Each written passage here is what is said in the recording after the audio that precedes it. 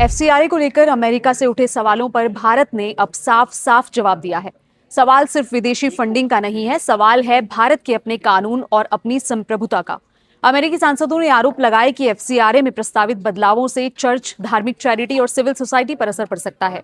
लेकिन भारत ने इन आरोपों को गलतफहमियां बताया और कहा कि कानून का मकसद विदेशी फंडिंग को रोकना नहीं बल्कि उसे पारदर्शी और नियंत्रित बनाना है।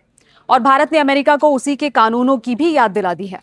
एफसीआरए यानी फॉरेन कंट्रीब्यूशन रेगुलेशन एक्ट को लेकर भारत और अमेरिका के बीच बहस अब तेज हो गई है।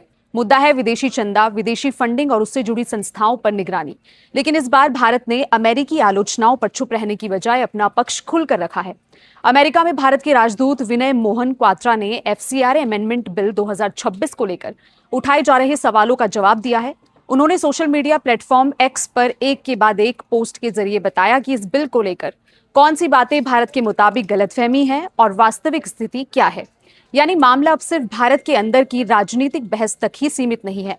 अमेरिका के कुछ सांसदों ने भी एफसीआरए में प्रस्तावित बदलावों पर चिंता जताई है। खासतौर पर ईसाई संगठनों, धार्मिक चैरिटी और सिविल सोसाइटी से जुड़े संगठनों पर संभावित असर को लेकर सवाल उठाए गए। रिपब्लिकन कांग्रेसमैन राइली मूर ने तो यहां तक आरोप लगाया कि प्रस्तावित बदलाव सरकार को चर्चों और धार्मिक चैरिटीज पर कब्जे की इजाजत दे सकते हैं और इसे भारत अमेरिका द्विपक्षीय संबंधों के लिए चिंता का विषय बताया। भारत का कहना है कि एफसीआरए का मकसद किसी धर्म, समुदाय या फिर विचारधारा को निशाना बनाना बिल्कुल नहीं है। कानून विदेशी फंडिंग के प्रवाह और उसके इस्तेमाल को नियंत्रित करने को लेकर है। राजदूत क्वात्रा ने इसे राष्ट्रीय सुरक्षा और संप्रभुता से जुड़ा विषय बताया। उनके मुताबिक दुनिया के कई लोकतांत्रिक देशों में विदेशी फंडिंग को लेकर ऐसे नियम मौजूद हैं। भारत ने यह भी याद दिलाया कि एफसीआरए कोई अचानक बनाया गया कानून नहीं है। भारत में पहला एफसीआरए 1976 में आया था। इसके बाद 2010 में इसे आधुनिक ढांचे में बदला गया और 2016, 2018 और 2020 में इसमें बदलाव किए गए। भारत के मुताबिक 2026 का प्रस्तावित संशोधन भी उसी प्रक्रिया का अगला कदम है, जिसका उद्देश्य पारदर्शिता, बेहतर गवर्नेंस और नियमों को ज्यादा साफ करना है। अब आते हैं उस आरोप पर जिसने सबसे ज्यादा विवाद खड़ा किया है। क्या एफसीआरए विदेशी मदद को ही बंद कर देगा? भारत ने इस दावे को सीधे तौर पर खारिज किया है। क्वात्रा के मुताबिक एफसीआरए भारतीयों या नियमों का पालन करने वाली सिविल सोसाइटी संस्थानों को विदेशी चंदा लेने से नहीं रोकता। हजारों संगठन एफसीआरए के तहत रजिस्टर्ड हैं और स्वास्थ्य, शिक्षा, आपदा राहत, रिसर्च और मानवीय सहायता जैसे क्षेत्रों में विदेशी फंड हासिल करते हैं। भारत ने इसके समर्थन में आंकड़ा भी रखा है। राजदूत के मुताबिक एफसीआरए रजिस्टर्ड संगठनों को मिलने वाला विदेशी योगदान 2010 से 11 में करीब 1.2 अरब डॉलर था, जो 2024 से 25 में बढ़कर 2.67 अरब डॉलर हो गया। भारत में 30 लाख से ज्यादा एनजीओ बताए गए हैं, लेकिन इनमें सिर्फ 14,450 के पास ही एफसीआरए रजिस्ट्रेशन है। यानी बड़ी संख्या में सिविल सोसाइटी संगठन पर इस कानून के दायरे में नहीं आते। भारत का तर्क बेहद सीधा है। विदेश पैसा लेना अपने आप में अपराध नहीं है, लेकिन पैसा कहां से आ रहा है, किस उद्देश्य से आ रहा है और उसका इस्तेमाल कहां किया जा रहा है, इसकी जानकारी और निगरानी जरूरी है। एफसीआरए के तहत संस्थाओं को रजिस्ट्रेशन, निर्धारित प्रक्रिया से फंड प्राप्त करने और उसके इस्तेमाल का हिसाब देने जैसी शर्तों का पालन करना होता है। अब सबसे संवेदनशील मुद्दा, क्या एनजीओ, धार्मिक चैरिटी, अस्पताल, स्कूल या पूजा स्थलों की संपत्ति जब्त की जा सकती है? भारत का कहना है कि यहाँ की तस्वीर वैसी नहीं है जैसी आरोपों में बताई जा रही है।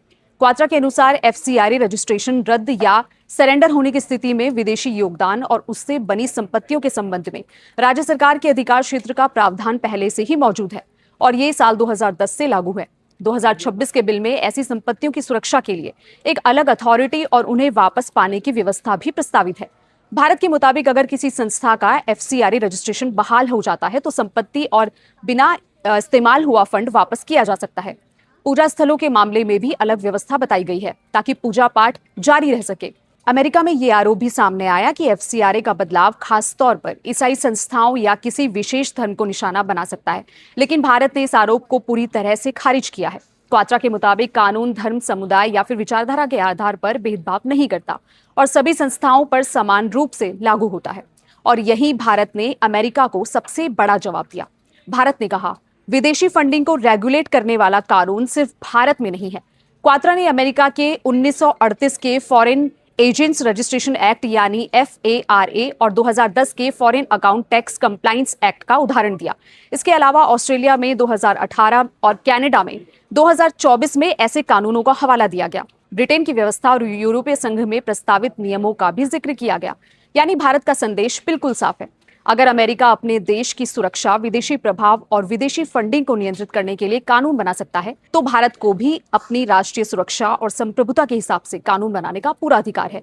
एफसीआरए अमेंडमेंट बिल 2026 में विदेशी पैसे और उससे जुड़ी संपत्तियों के कब्जे, निगरानी, प्रबंधन, इस्तेमाल और निपटारे के लिए एक अलग अथॉरिटी का व्यापक ढांचा प्रस्तावित किया गया है।